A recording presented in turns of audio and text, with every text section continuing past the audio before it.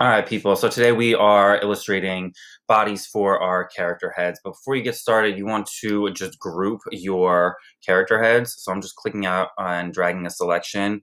And then there's a button up here called group, or the keyboard shortcut is Command G.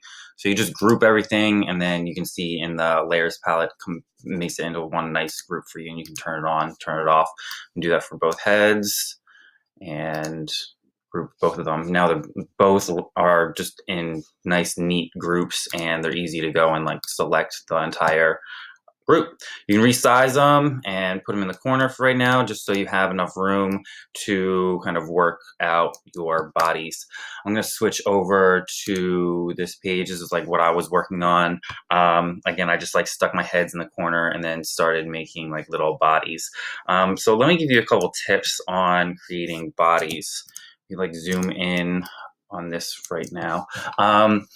For bodies, I thought it was helpful to turn on the grid. So in snapping, there's this option called show grid, and that can be helpful if you're trying to make things like symmetrical. So I tend to have that on for making bodies, just so you know it is right there. And then if you want your shapes to snap to the grid, you can just make sure that snap is on. And if you are getting frustrated with it not lining up exactly the way you want, you can always turn snapping off right there. I'm just gonna leave it on for right now.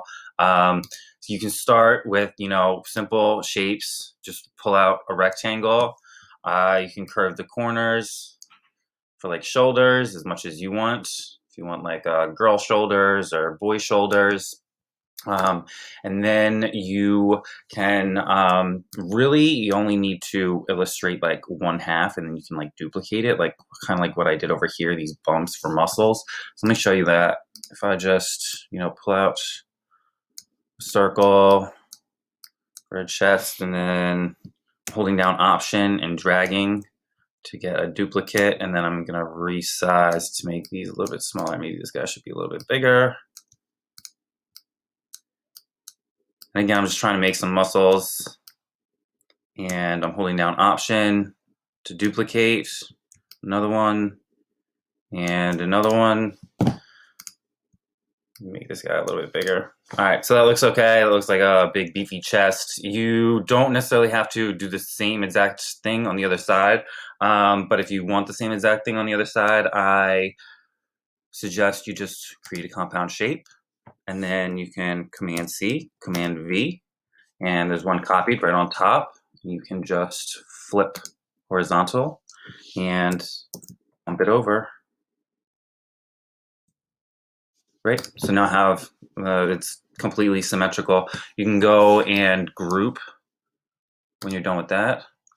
And then if you want to make like a little neckline, you just punch it out with a shape and subtract. So you can do like an ellipse, pull out an ellipse, hold down Shift if you wanted a perfect circle, line it up, use the smart guides, and then select both of them, drag out a selection over both of them, and then it's subtract in compound shapes. And it punches out a little neckline for you. And then of course you like color it and make it look nice. All right.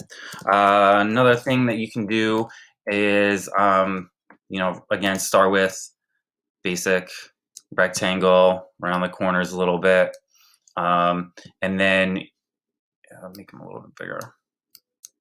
And then you can convert it to a path right here and use the sub-select tool to change around like anchor points. You can also add anchor points. So if you're trying to make like his top a little bit wider, you just add an anchor point here, add an anchor point over there. And this is where the grid kind of helps if you're trying to keep it symmetrical. I just bump this out like 1, 2, and then bump this outside 1, 2.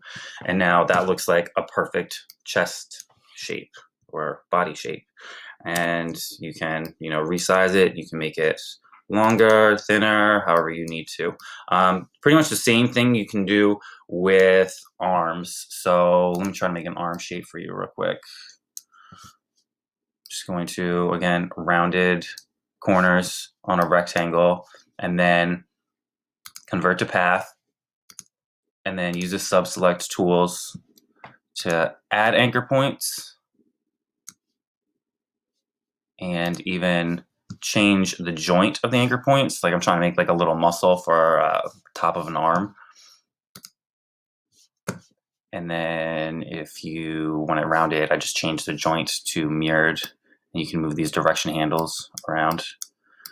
And that looks like a big beefy muscle that you can now select, rotate, and reposition onto a body. That looks a little bit too big.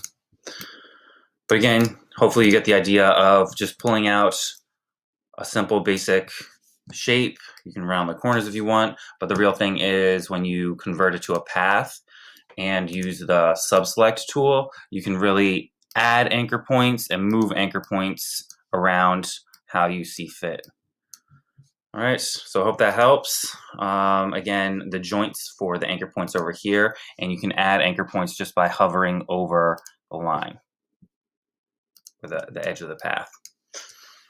There's another one I did. It's a girl shape. Yeah, let's do one of those. Pull out a rectangle, convert to path, use the sub-selector, add anchor points, pull in the anchor points,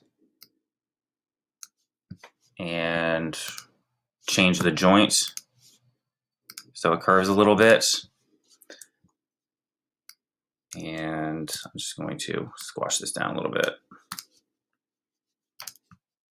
And maybe add another set of anchor points here, just maybe bump it out 2. 1, 2. No, it's right there. And again, you can use the handles, these direction handles. So there you have it. That's a pretty good shape for a woman's body. All right, people, I'm going to show you how to create some easy arms within GRAVIT for your character illustrations. Easy way is use rectangles, drag out a rectangle, round the corners. You know, you can give it a color, just nice skin color right here. And that's basically it. We duplicate this. So I'm just going to duplicate it by holding down Option and then dragging it and then repositioning it to like an elbow right there. That looks okay. You can select both shapes, create a compound shape, and then convert it to a path, which then allows you to move around individual anchor points with the sub-select tool. So now I can make the top of my arm a little bit bigger and the wrist portion a little bit smaller. However you see fit. Now you can really move around the anchor points and fine tune it the way you want. So I'm just going to move that out of the way and show you another option you have is to create cutouts from shapes to make arms. So I'm just going to do it with an ellipse real quick. Pull out an ellipse, and I'm going to Command C, Command V, copy, paste it. So it's a duplicate, paste it right on top, and I'm going to resize the top one by holding down Shift and Option. So it resizes from the middle and constrains the proportions.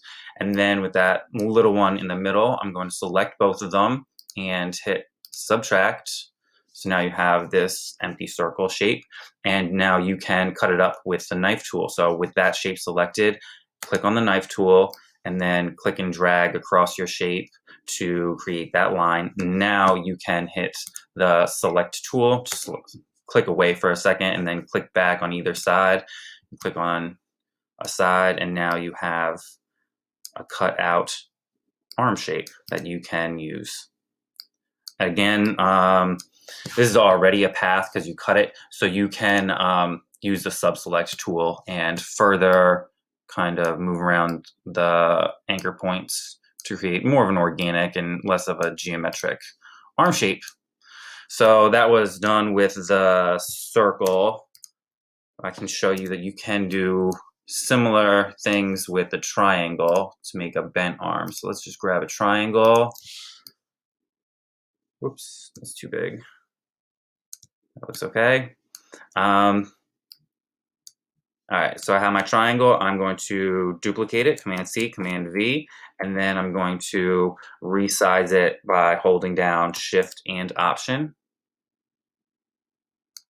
And then I'm gonna have to position it so it gets cut out, because this is what I'm cutting away from my bottom shape. So I might move it around a little bit. All right, so then you select both of them. Again, it's under compound shapes, subtract, so you're cutting out a piece. And now you have a bent arm, which you can convert it to a path and move around the anchor points, convert to path, and use the sub-select tool to move around these anchor points. You can change the corners to the anchor points to make it a little bit rounder. That looks a little crazy, so you pull in the direction handles a little bit. Do the same thing with this guy. And maybe make this one a little bit bigger. The top of the arm's a little bit bigger. There you go. Those are a couple arms in GRAVIT.